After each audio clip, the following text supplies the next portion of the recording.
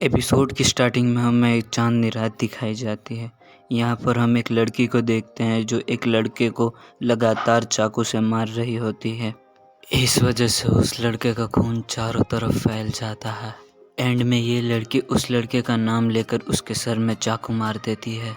यहाँ पर हमारी कहानी की स्टार्टिंग में ही हमारा मेन कैरेक्टर मारा जाता है और उसके बाद हमारा मेन कैरेक्टर दूसरी दुनिया में रीइंकार्नेट होता है। रीइंकार्नेट होने के बाद हमारा मेन कैरेक्टर अपनी आंखें खोलता है। उसे अपने सामने एक बड़ा अजीब सा क्रिएचर दिखता है।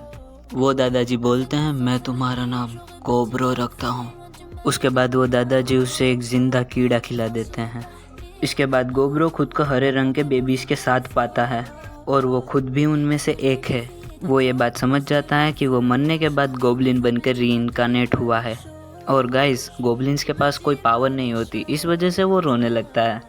कुछ वक्त बाद ही वो काफ़ी बड़ा हो जाता है। गोब्लिन्स के बढ़ने की स्पीड काफ़ी तेज़ होती है और वो बोल भी पा रहा था। भले ही अब वो एक गॉब्लिन है, लेकिन फिर भी वो अपनी लाइफ को खुल के जीना चाहता है। अगले दिन वो दादाजी सबके लिए कीड़े लेकर आते हैं। वो यहाँ पर बोलते हैं कि अब से उन लोगों को ही शिकार करके अपना खाना इकट्ठा करना होगा। गोब्रो उन कीड़ों को बड़े ही चाव से खा रहा होता है। उसके बाद वो गुफा से बाहर निकलने लगता है, लेकिन बाहर से काफ़ी तेज़ रोशनी आ रही थी। लेकिन बाहर का नज़ारा काफ़ी अच्छा होता है। ये दूसरी दुनिया काफ़ी अलग होती है। यहाँ पर अजीब अजीब पेड़ पौधे और अजीब से जानवर होते हैं। गोब्रो के पीछे एक और गोब्लिन जिसका नाम गोपकीची है, वो भी बाहर की दुनिया देखने के लिए बाहर आता है। गोब्रो गोपकीची के साथ बातें करने लगता है। उसके बाद वो उसे लेकर जंगल में आगे बढ़ने लगता है। गोब्रो गोपकीची को इसलिए अपने साथ लेके आया क्योंकि वो हट्टा कट्टा है और शिकार करने में उसकी मदद कर पाएगा। उन दोनों को अपने सामने एक रैबिट दिखता है, सो गोपकीची उस रैबिट का पीछा करने लगता है।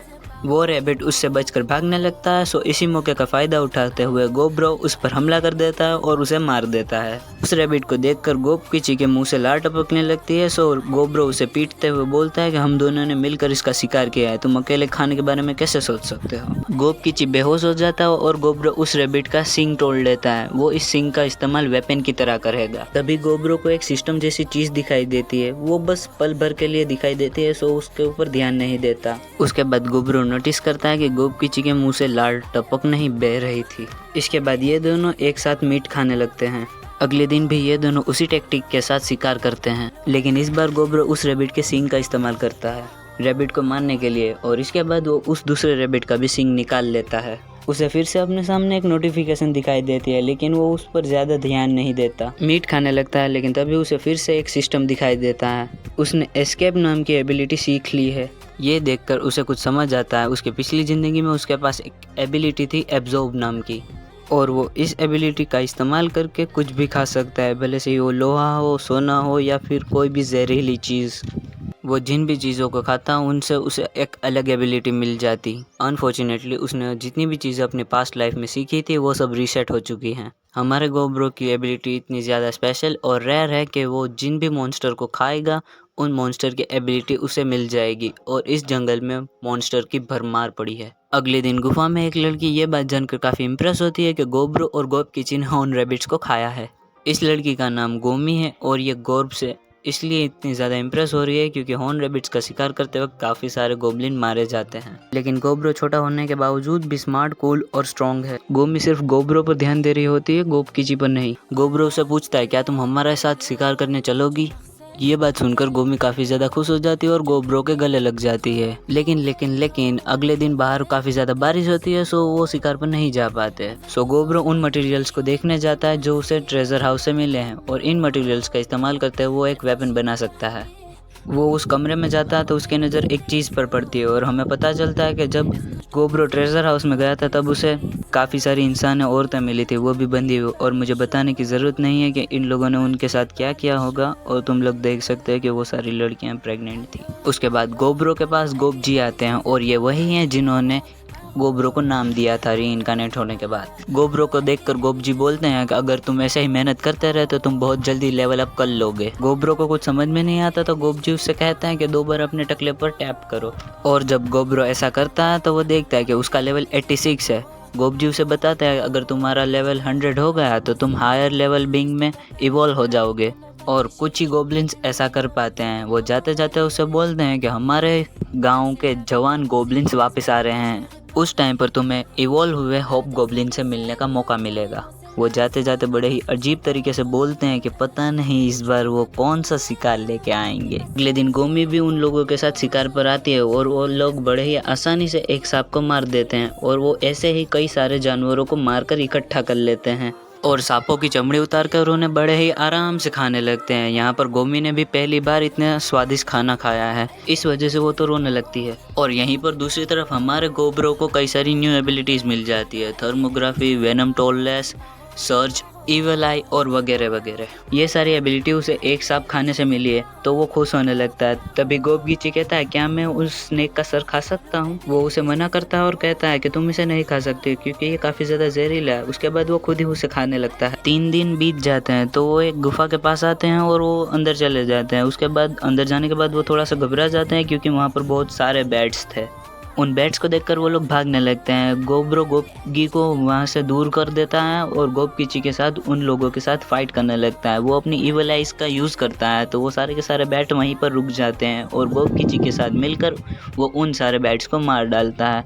उन सारे बैट्स को इकट्ठा करने के बाद वो लोग उन्हें खाने लगते हैं और गोब्रो को कई सारी न्यू एबिलिटीज़ मिल जाती हैं। उन लोगों को खाना खाते हुए कई सारे और गोब्लिन्स भी देख रहे थे और ये काफ़ी ज़्यादा भूखे भी लग रहे थे। अगले दिन रात को जब सारे गोब्लिन्स सो रहे थे तब कुछ गोब्लिन्स उठकर हाथों में डंडा लेकर गोब्रो को घेर लेते हैं। लगता है ये लोग उससे जल रहे हैं। गोब्रो को अपनी सर्च एबिलिटी से पता चल जाता है तो वो उन लोगों की अच्छी खासी पिटाई लगा देता है।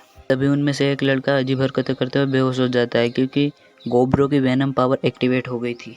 गोब्रो उन लोगों को जाने देने वाला था लेकिन तभी वहाँ पर काफ़ी गुस्से में गीना आ जाती है और उन लोगों को पनिश करने लगती है। गोब्रो गीना को रोकने लगता है। अगले दिन हम एक पोर्क को देखते हैं जिसके ऊपर अचानक से हमला हो जाता है। ये हमला किसी और ने नहीं, गोब्रो और उसकी टीम ने किया है। गोबगीची उसके ऊपर अटैक करने जाता है तो वो पोर्क उसे दूर फेंक देता है।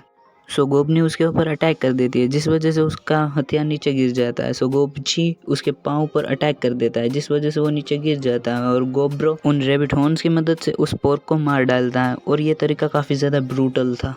इस पोर्क को खाने की वजह से गोब्रो को कई सारी न्यू स्किल मिल जाती है। पेट भर खाना खाने के बाद वो बाकी का सामान अपने गुफा में ले आते हैं बाकी के गोब्लिन्स के लिए। उन गोब्लिन्स को यकीन नहीं होता तो वो पूछते हैं क्या हम ये सच में खा सकते हैं। सो गोब्रो कहता है कि हाँ मैं तुम्हारे लिए ही लेके आया हूँ। वो सब खुशी खुशी खाने लगते हैं। तभी हमें गोब्रो की आवाज़ आती है। वो कहता है कि मैंने कभी कमज़ोरों को बचाने के बारे में नहीं सोचा था लेकिन इस दुनिया में जब से मैं आया हूँ तब से मैं पूरा बदलने लगा हूँ। सभी लोग सो जाते हैं और गोब्रो को नोटिफिकेशन आता है कि आपका लेवल बहुत ज़्यादा बढ़ चुका है तो क्या आप हॉब गोब्लिन में इवॉल्व होना चाहेंगे। सो गोब्रो सबकॉन्शियसली यस पर क्लिक कर देता है और दोबारा से सो जाता है। अगले दिन जब गोब्रो की आंखें खुलती है तो उसे अपने अंदर काफ़ी ज़्यादा बदलाव फील हो रहे होते हैं। सो वो अपने वेपन में अपना चेहरा देखता है तो वो दंग रह जाता है क्योंकि वो काफ़ी ज़्यादा बड़ा हो चुका है और उसके सर पर बाल भी आ चुके हैं। गोबची भी काफ़ी ज़्यादा बदल चुका होता है लेकिन हमारी गोबनी बिल्कुल नहीं बदलती। लेकिन वो उन दोनों को बड़ा हुआ देखकर काफ़ी ज़्यादा खुश होती है। तभी वो दादाजी वहाँ पर आ जाते हैं और बोलते हैं इन दोनों का रैंक काफ़ी ज़्यादा बढ़ चुका है। इन दोनों को पैदा हुए सिर्फ 14 दिन ही हुए हैं। गोबगीची अपनी पावर को चेक करना चाहता था। सो गोब्रो और गोबगीची दोनों फाइट करने का डिसाइड करते हैं। उसके बाद वो दोनों लोग फाइट करने के लिए बाहर आ जाते हैं। बाहर आते ही वो दोनों फाइट करने लगते हैं तो उन लोगों की स्पीड भी काफ़ी ज़्यादा तेज़ होती है। लेकिन गोब्रो गोबची पर काफ़ी ज़्यादा भारी पड़ता है और उसे गिरा देता है। उसके बाद वो दोनों एक दूसरे की काबिलियत की काफ़ी तारीफ़ कर रहे होते हैं। तभी गोब्रो को कुछ सेंस होता है और हम देखते हैं कि वहाँ पर गोबनी छुपकर उन लोगों की फ़ाइट देख रही होती है और गोब्रो उसे तैयार होने का बोलता है। अगले सीन में हम देखते हैं कि कुछ हॉर्न रैबिट्स का पीछा करते हुए कुछ खतरनाक वुल्फ गोब्रो की गुफा की तरफ आ रहे होते हैं। ये वुल्फ इतने खतरनाक होते हैं कि एक पोर्क को अकेले ही ख़त्म कर सकते हैं। गोब्रो, गोबची और गोबनी वो तीनों के तीनों अपनी जगह पर होते हैं। सबसे पहले गोबनी उनमें से एक वुल्फ के ऊपर अटैक करती है। उसके बाद गोब्रो और गोबची भी उन लोगों पर अटैक करने जाने लगते हैं और बड़ी आसानी से उन लोगों को मारने लगते हैं क्योंकि गोब्रो ने उनके वेपन्स पर पॉइजन लगा दिया है। गोबनी ने जिस वुल्फ पर अटैक किया था वो इन लोगों का लीडर था। इस वजह से इन लोगों ने अपनी यूनिटी खो दी है। इस वजह से इन्हें मारना काफ़ी ज़्यादा आसान हो गया है। उसके बाद वो लोग सारे के सारे वुल्फ को मार डालते हैं। ओह, लगता है मैंने कुछ ज़्यादा ही जल्दी बोल दिया। अब गोब्रो को वुल्फ के लीडर से फाइट करनी है लेकिन ये तो पहले ही लुढ़क गया। उसके बाद गोब्रो उसके पास जाकर उसे वैसे ही खाने लगता है। उसे खाने के बाद उसे और न्यू एबिलिटीज मिल जाती है। उसके बाद वो सब वुल्फ को लेकर अपने गुफा में आ जाते हैं। गोब्रो की दिलदारी देखकर सभी उसके सामने झुक जाते हैं और कहते हैं कि आप हमें शिकार करने के नए नए तरीके सिखाओ।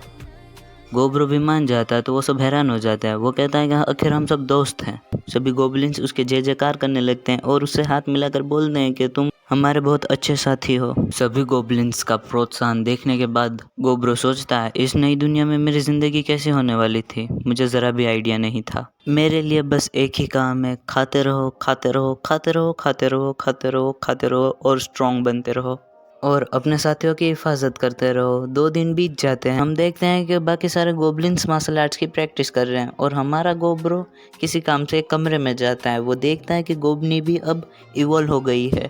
गोब्रो गोबनी को देखकर काफ़ी ज़्यादा हैरान होता है, लेकिन हमारी गोबनी उसे देखकर शर्मा जाती है। इसी के साथ हमारी इस नई कहानी री मॉन्स्टर का फर्स्ट एपिसोड खत्म होता है। मैं मिलूंगा आप लोगों से अगली वीडियो में, तब तक के लिए बाय बाय।